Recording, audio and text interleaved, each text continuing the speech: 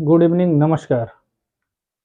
Apex super 60 tutorial के इस platform में एक बार फिर आपका हार्दिक अभिनंदन करता हूं।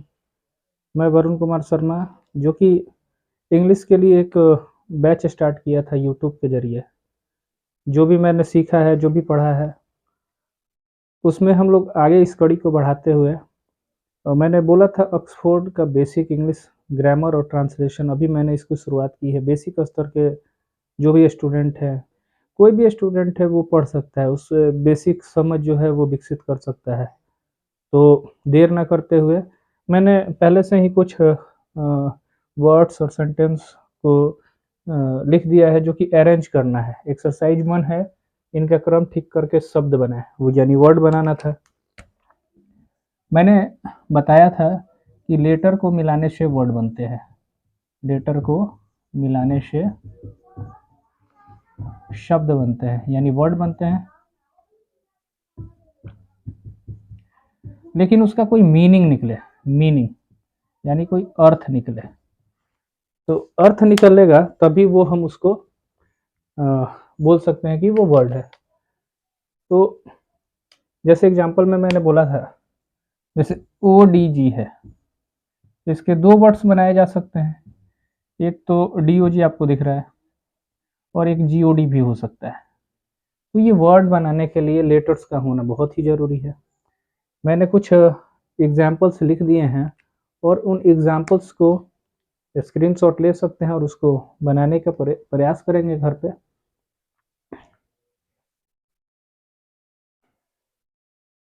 अब मैं इसको बना देता हूँ ताकि आप लोग इसको एक बार मैच कर लेंगे अपने बुक कॉपी को।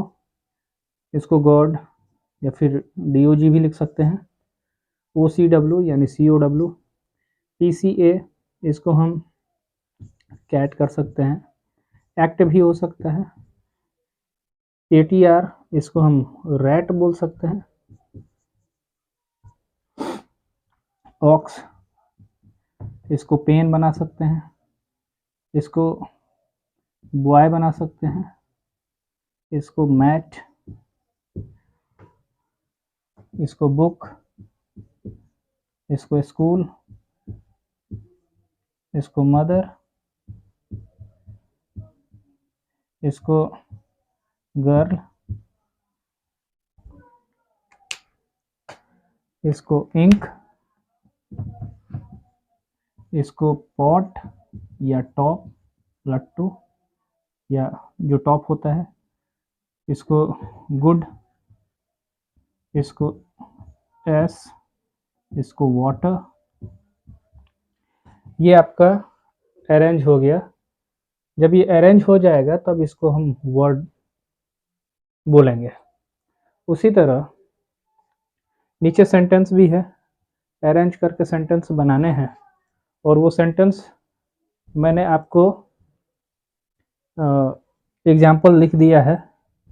आप लोग इसको प्रैक्टिस करके फिर इसको बनाने के लिए मैं बना देता हूँ अभी फ़िलहाल के लिए। आप लोग इसको अरेंज करके तब मैच करेंगे।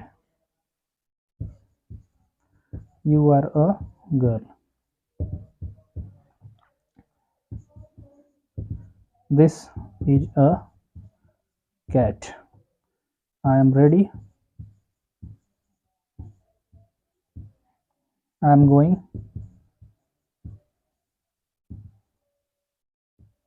पूरा सेंटेंस नहीं लिख पाया हूँ, आप बनाएंगे और कोई दिक्कत हो तो आप कमेंट में ज़रूर इस टाइप के क्वेश्चन कर सकते हो, मैं सॉल्यूशन देने का प्रयास करूँगा। अब आप जो भी चीज़ सीखें उसका प्रैक्टिस ज़रूर करें। प्रैक्टिस से आप में कॉन्फिडेंस आएगा। जब तक कॉन्फिडेंस बूस्ट नहीं होगा आपके अंदर, तब तक इंग्लिश पढ़ के भी कोई फ़ायदा नहीं है। तो इसलिए मेरा एक्सपीरियंस है कि आप जो भी टॉपिक पढ़ते हैं, छोटे-छोटे ही स्टार्ट कीजिए, और उसके बाद वो धीरे-धीरे इंक्रीज करेगा और आपको चीज़ें बहुत अच्छी से समझ में आनी शुरू होंगी। तो उम्मीद करता हूँ एक बार आप देख सकें।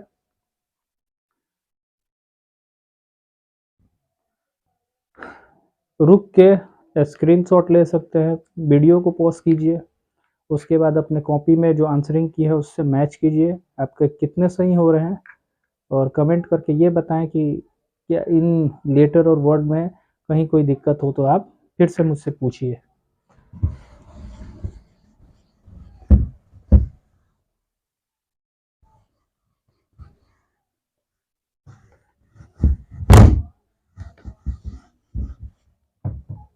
इसके बाद अगला जो टॉपिक शुरू हो रहा है वो है पार्ट्स ऑफ स्पीच। हमारा जो अगला टॉपिक हो रहा है वो है पार्ट्स ऑफ स्पीच, जिसको हिंदी में शब्द भेद बोलते हैं। शब्दों को कितने वर्गों में बांटा जाएगा, जो भी हम वर्ड्स बोलते हैं, डेली यूजेस वर्ड्स, कुछ भी, वो इन्हीं से निकल के आते हैं, पार्ट्स ऑफ स्पीच से। तो हम लोग स्टार्ट करते हैं कि अंग्रेजी व्याकरण में जैसे डेफिनेशन में बोलता है कि अंग्रेजी व्याकरण में पूरे शब्दों को 8 भागों में बांटा गया है, जिन्हें हम पार्ट्स ऑफ स्पीच कहते हैं। और फंक्शंस के आधार पर या कुछ और टाइप से जो डिवाइड किया है, हम उस पर ध्यान नहीं देंगे, लेकिन हम केवल फोकस करते हैं कि पार्ट्स ऑफ स्पीच जो है वो 8 है। ये 8 कौन कौन है, या ऐसे डेफिनेशन भी लिखना चाहे तो लिख सकते हैं। According to grammar,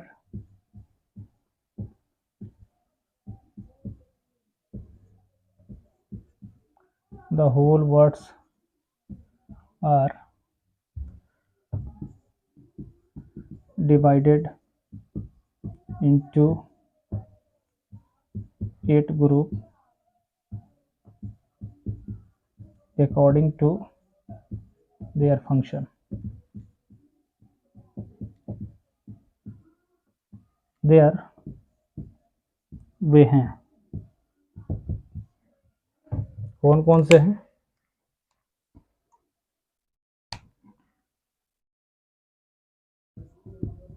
noun, pronoun,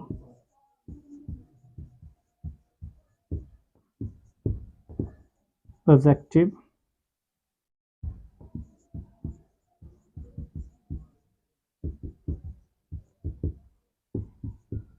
verb,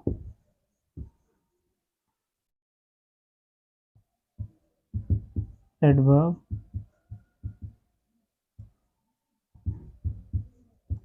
preposition,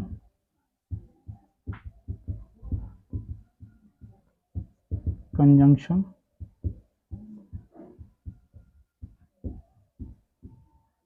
और 8 इंटरजेक्शन।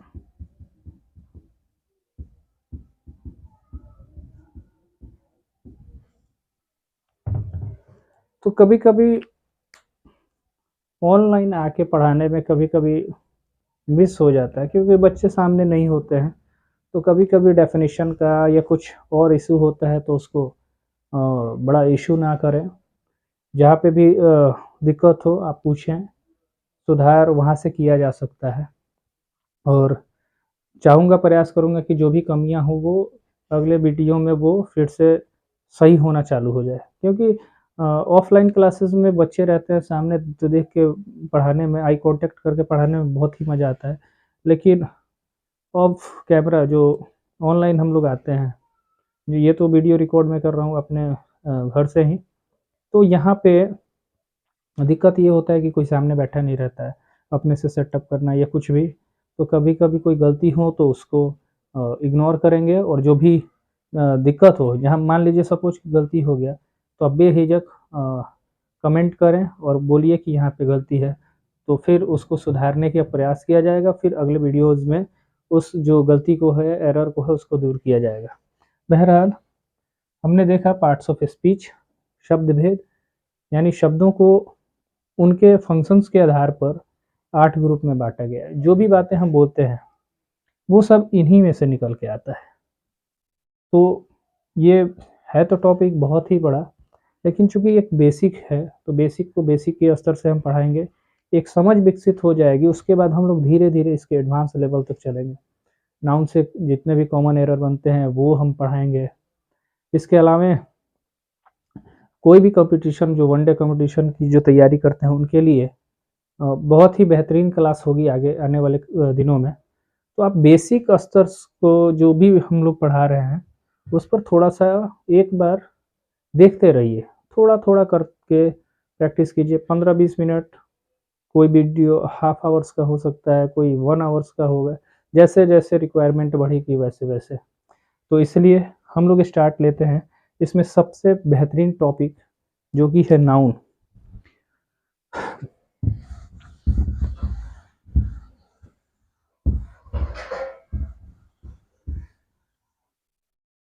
इसमें बेहतरीन जो टॉपिक है वो है नाउन। सारे टॉपिक तो अच्छे ही होते हैं लेकिन फिर भी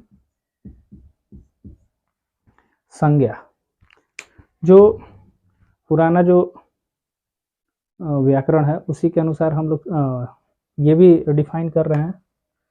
एक लाइन का जो डेफिनेशन है वो है a noun is a naming word.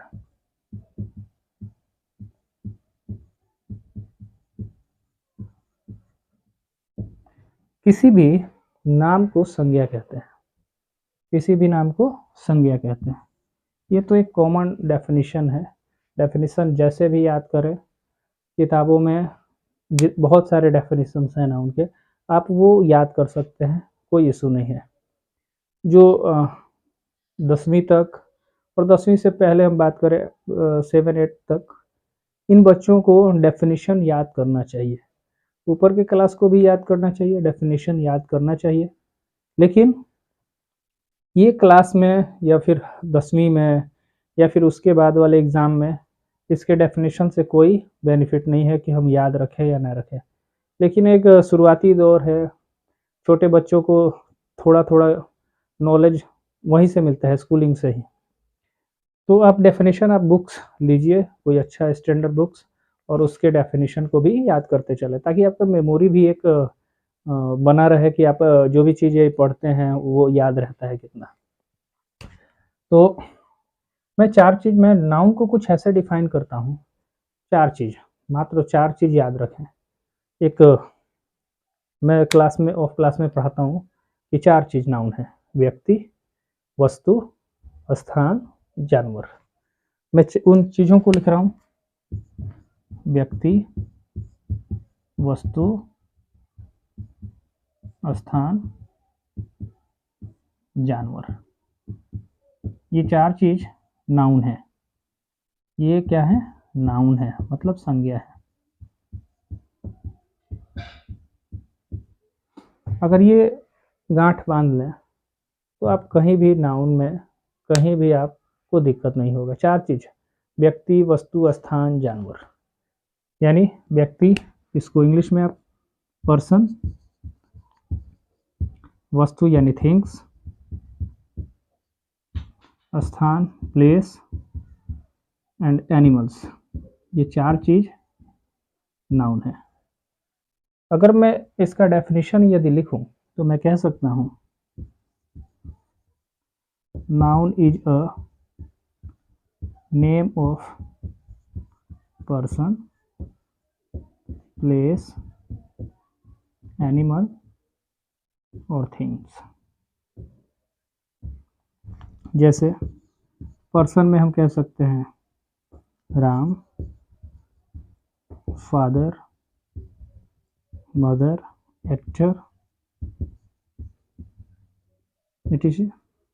Things में भी कह सकते हैं कुछ भी, पेन, बुक। ये एक समझ है। अब जो भी डेफिनेशन रहता है उसमें बहुत सारी चीज़ें होती हैं, आप उसको भी आप देख के बहुत कुछ एनालाइज कर सकते हैं। पूरे डेफिनेशन में उन सारी चीज़ों का एक सार होता है, पूरा उसका पृष्ठभूमि ही तैयार हो गया रहता है। उसको डिफाइन करने के लिए, एक्सप्लेन करने के लिए आप गहराई में जब तक उतरेंगे नहीं तब तक आप उसकी समझ विकसित नहीं हो सकती है। इसलिए जो भी पढ़े थोड़ा डेप्थ में जाए, प्रयास करें कि कोई भी चीज़ों को एनालाइज करें कि ये क्या है, ये परिभाषा ऐसे ही कैसे बना दिया गया। 4 ही चीज़ तो है: पर्सन, प्लेस, एनिमल और थिंग। 4 चीज़ नाउन है। लेकिन नाउन चैप्टर बहुत ही विस्तृत है। इसको पढ़ाने के लिए कम से कम 3-4 वीडियो अगर भी दिया जाए तो भी कम ही पड़ेगा, लेकिन उतना पढ़ना नहीं है। पढ़ना तो निरंतर पढ़ते रहिए, एक अंडरस्टैंडिंग लीजिए और उसको देख के आगे बढ़िया-बढ़िया जो राइटर्स हैं उनके बुक्स को लीजिए और पढ़िए। बहुत कुछ है, पढ़ने के लिए बहुत कुछ है। तो मैं कह रहा था कि पर्सन्स, थिंग्स, प्लेस। प्लेस में आप देख सकते हैं जैसे पटना, दिल्ली, इंडिया, ये सब प्लेसेस हैं। एनिमल्स में जैसे cat, dog, ox, etc. These are nouns. तो नाउन का डेफिनेशन आई होप कि आप लोग समझ गए होंगे। मैं इसको यहीं पे स्टॉप करता हूँ इस टॉपिक को। केवल इतना चीज़ आप समझिए और इसका प्रैक्टिस करने का प्रयास करेंगे। 4 चीज़, जैसे कुछ एग्जाम्पल्स और मैं बता रहा हूँ। जैसे 4 चीज़ हमने बताया कि व्यक्ति, वस्तु, स्थान, जानवर को हम लोग नाउन कहते हैं। 4 ही चीज़ आप समझिए, व्यक्ति, वस्तु, स्थान और जानवर, ये नाउन है। ये क्या है? नाउन्स है। अब मैं प्रैक्टिस करा रहा हूँ। जैसे मैं बोलूँ आई एम अ बॉय और मैं पूछूँ आपसे कि इसमें नाउन कहाँ है, तो 4 चीज़ दिमाग में रख लीजिए, व्यक्ति, वस्तु, स्थान, जानवर। तो ये व्यक्ति है बॉय, तो ये आप कहेंगे नाउन, ठीक है। मैं जैसे कहूँ this is a cat, this is a cat, ये एक बिल्ली है, तो ये जानवर है। जानवर है तो क्या है? वो नाउन है। मैं कहूँ this is my house, this is my house. मैं कहूँ यह मेरा घर है, मकान है, तो ये हाउस क्या है? एक वस्तु के कैटेगरी में मान लेंगे, तो ये भी क्या है? नाउन है। मैं कहूँ this is a pen, this is a pen, यह एक पेन है, तो ये पेन जो है वो क्या हो जाएगा? वस्तु है, यानी कि नाउन है। उसी तरह मैं कहूँ Patna is the capital of Bihar, Patna Bihar की राजधानी है, तो पटना स्थान है, ये भी नाउन है। कैपिटल, ये भी नाउन है, और बिहार भी क्या है? नाउन है। तो इस प्रकार हमने देखा नाउन का डेफिनेशन और उसको आइडेंटिफाई कर लिया। अब आप कोई भी बुक उठाइए और छोटे छोटे जो सेंटेंसेस होते हैं उसमें समझ बना लीजिए कि व्यक्ति होगा तो नाउन, वस्तु तो नाउन, स्थान और जानवर, ये चारों चीज़ देखते ही आप उसको जहाँ भी देखें बोले दिस इज नाउन। जैसे अलमीरा, अलमीरा से आप कपड़े निकालते हैं पहनने के लिए, तो कपड़ा भी नाउन हो गया, वस्तु है। अलमीरा भी क्या है? नाउन है। चप्पल पहन रहे हैं तो आप बोलिए दिस इज नाउन। कुर्सी पर बैठ रहे हैं तो बोलिए चेयर इज नाउन। ऐसे करके जो भी चीज़ आप देखते हैं तो वो सब आपके नाउन्स होते हैं। आई होप कि आपको इस वीडियो में कुछ सीखने का जो मैं प्रयास कर रहा हूँ, सिखाने का जो प्रयास कर रहा हूँ, आई होप कि आप लोग समझ रहे होंगे। अगर समझ रहे हैं, अच्छा वीडियो लग रहा है तो उसको लाइक करें, शेयर करें और मेरे चैनल जो कि एपेक्स सुपर 60 ट्यूटोरियल है उसको सब्सक्राइब कर लें और ढेर सारा मुझे प्यार दीजिए। नमस्कार।